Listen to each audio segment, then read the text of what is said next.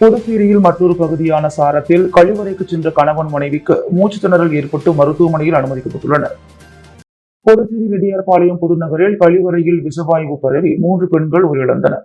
இந்த சம்பவம் புதுவை மக்களிடையே பெரும் அச்சத்தை ஏற்படுத்தியுள்ளது. கழிவறை வழியாக விஷவாயு பரவியதால் மக்கள் தற்போது கழிவறைக்கு செல்வதற்கே அச்சப்படும் நிலை ஏற்பட்டுள்ளது. இதனிடையே புதுச்சேரி சாரம் தொகுதிக்குட்பட்ட சுந்தரமேஸ்திரி வீதியிலும் கணவன் மனைவிக்கு இன்று மூச்சு திணறல் ஏற்பட்டுள்ளது.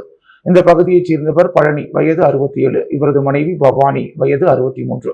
இன்று தங்களது வீட்டினுள் உள்ள கழிவறைக்கு பவானி சென்றுள்ளார். அப்போது அவருக்கு கண்ணெரிச்சல் மற்றும் லேசான மூச்சு திணறல் ஏற்பட்டுள்ளது. இதனையடுத்து அவர் தனது கணவர் பழனியை உதவிக்கு அழைத்த போது அவருக்கும் அதே உணர்வு இருந்துள்ளது. இதனையடுத்து உடனடியாக இருவரும் அரசு மருத்துவமனையில் சேர்க்கப்பட்டனர். அங்கு மருத்துவர்கள் சிகிச்சை அளித்த நிலையில் இருவரும் சகஜ நிலைக்கு திரும்பினர். இது குறித்த தகவல் அறிந்ததும் பொதுப்பணித்துறை ஊழியர்கள் உடனே சம்பவ இடத்திற்கு சென்று அங்கு சோதனையில் ஈடுபட்டு வருகின்றனர். கழிவறையில் இருந்து விஷவாயு வந்ததா அல்லது வேறு ஏதாவது காரணமா என சோதனை நடத்தினர். மாசு கட்டுப்பாடு வாரியத்தினரும் வருவாய்த்துறையினரும் அப்பகுதியில் ஆய்வு செய்து வருகின்றனர். பாராளுமன்ற தேர்தல் தோல்விக்கு புதுச்சேரி பாஜக தலைவர் செல்வகணபதி எம்பி தான் காரணம். எனவே அவர் மாநில தலைவர் பதவியை விட்டு விலக வேண்டும் என பாஜக மாநில செயலாளர் அரை நிர்வாணம் போராட்டம் நடத்தியது புதுச்சேரி அரசியலில் பெரும் பரபரப்பை ஏற்படுத்தியுள்ளது. புதுச்சேரியில் பாஜக தலைவராக பாராளுமன்ற உறுப்பினர் செல்வகணபதியை கடந்த வருடம் பாஜக தேசிய தலைமை அறிவித்தது. பாஜக தலைவராக செல்வகணபதி எம்பி தேர்ந்தெடுக்கப்பட்ட பின் அவருக்கு வேண்டியவர்கள் மற்றும் அவரது ஆதரவாளர்களுக்கு தொடர்ந்து கட்சியின் முக்கிய பதவிகள் கொடுக்கப்பட்டு வருவதாகவும் நீண்ட காலமாக பாஜகவில் இருந்த பலர் புறக்கணிக்கப்படுவதாக பல்வேறு குற்றச்சாட்டுகள் எழுந்த நிலையில் இது குறித்து பாஜக தேசிய தலைமைக்கு தொடர்ந்து புகார் அளிக்கப்பட்டு வந்தது. இந்நிலையில் பாஜக மாநில தலைவர் செல்வகணபதி எம்பி தலைமையில் பாராளுமன்ற தேர்தலை சந்தித்தது. அதன்படி தேசிய ஜனநாயக கூட்டணி சார்பில் உள்துறை அமைச்சர் நமச்சிவாயம் பாஜக வேட்பாளராக போட்டியிட்டார். இந்தியா கூட்டணி சார்பில் காங்கிரஸ் தலைவர் வைத்திலிங்கம் போட்டியிட்டார். இதில் 1,60,60,000 வாக்குகள் வித்தியாசத்தில் வைத்திலிங்கத்திடம் பாஜக வேட்பாளர் நமச்சிவாயம் தோல்வியடைந்தார். இது கட்சியினர் இடையே மிகப்பெரிய ஒரு கொந்தளிப்பை ஏற்படுத்தியது. இதுவரை பாராளுமன்ற தேர்தலில் ஆளுங்கட்சி வேட்பாளரே வெற்றி பெற்ற நிலையில் தற்போது எதிர்க்கட்சியில் உள்ள காங்கிரஸ் வேட்பாளர் வெற்றியடைந்தது பாஜகவினரிடம் மிகப்பெரிய அதிர்ச்சியை ஏற்படுத்தியது. இதன் காரணமாக தொடர்ந்து பாஜக மாநில தலைவர் செல்வகணபதி எம்பிக்கு எதிராக பாஜகவினர் குரல் கொடுக்க தொடங்கினர். அதன்படி பாஜக மாநில தலைவர் செல்வகணபதி பாராளுமன்ற தேர்தலில் நமச்சிவாயம் வெற்றிக்கு முழுமையாக பாடுபடவில்லை, தொகுதி வாரியாக நிர்வாகிகளை சிறப்பாக செயல்படவும் விடவில்லை, தலைவர் என்ற போர்வையில் தன்னிச்சையாக செயல்பட்டார், கட்சி நிர்வாகிகளிடம் எந்தவித ஆலோசனைகளையும் தொகுதி வாரியாக கேட்கப்படவில்லை, அவருக்கு வேண்டியவர் மூலம் மட்டுமே கட்சி பணி செய்து வருவதாக அடுக்கடுக்கான குற்றச்சாட்டுகளை வைத்தனர். இத்தகைய சூழலில் இன்று பாஜக மாநில செயலாளர் ரத்னவேல் பாஜக கட்சி தலைமை அலுவலகத்திற்கு மேல் சட்டை இல்லாமல் அரை நிர்வாணமாக வந்து கூட்டரங்கின் மேடையில் அமர்ந்து கொண்டு பாஜக மாநில தலைவர் செல்வகணபதி உடனடியாக பதவி விலக வேண்டும், அவரை கட்சி மேலிடம் உடனடியாக நீக்க வேண்டும் என வலியுறுத்தி கோஷங்களை எழுப்பியவாறே அமர்ந்திருந்தார். அவரை அங்கிருந்த பாஜக நிர்வாகிகள் சமாதானப்படுத்த முயற்சி செய்தும் தொடர்ந்து அவர் போராட்டத்தில் ஈடுபட்டதால் அவரை நிர்வாகிகள் அங்கிருந்து அப்புறப்படுத்தி காரில் ஏற்றி அனுப்பி வைத்தனர்.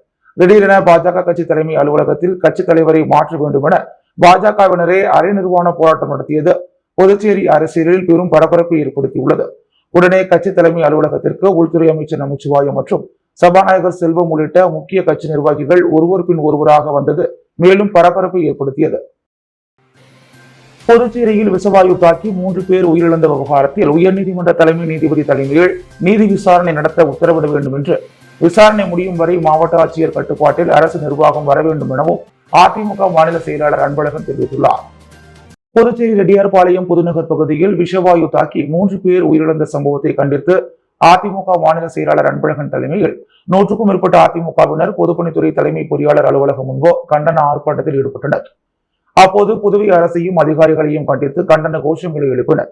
மேலும் அலுவலகத்திற்கு உள்ளே நுழைந்து தர்ணா போராட்டத்தில் ஈடுபட்டனர். போராட்டத்தில் ஈடுபட்டவர்களுடன் அதிகாரிகள், காவல்துறையினர் உரிய நடவடிக்கை எடுக்கப்படும் என உறுதியளித்ததை தொடர்ந்து போராட்டம் கைவிடப்பட்டது.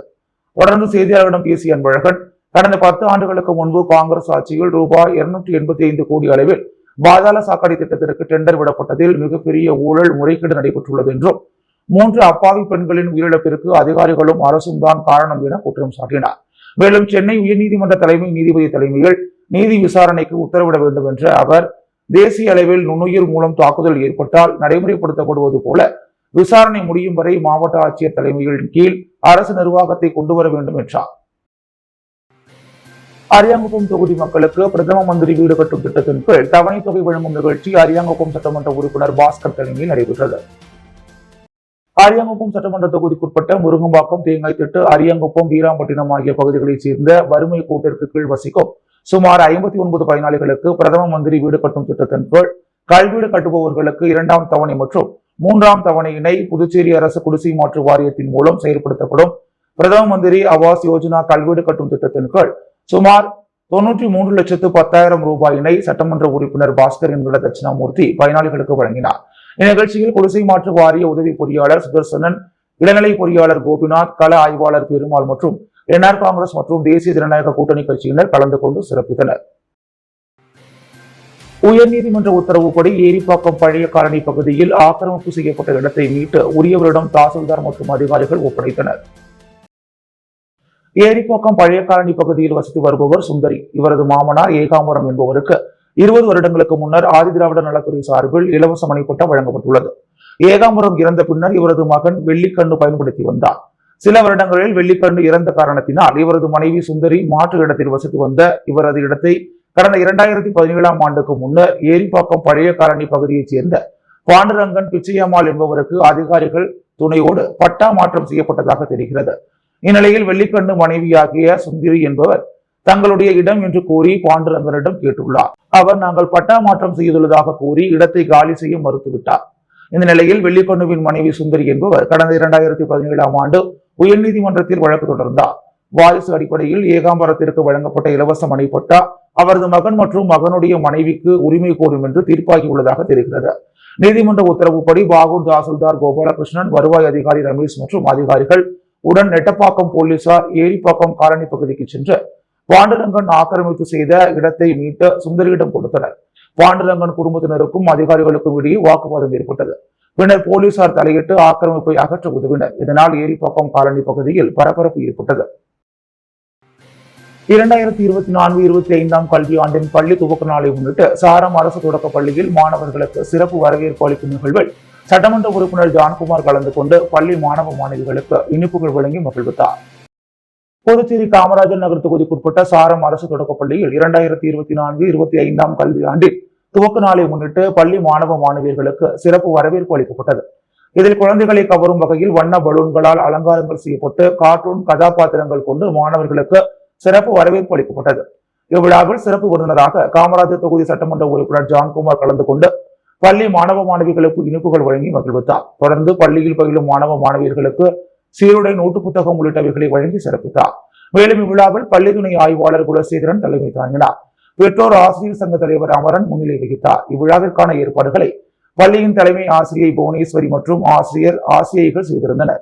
அதைத் தொடர்ந்து சித்தன்குடி பகுதியில் உள்ள அரசு தொடக்கப் பள்ளியில் மாணவ மாணவிகளுக்கு சீருடை மற்றும் பாட புத்தகங்கள் வழங்கினார்.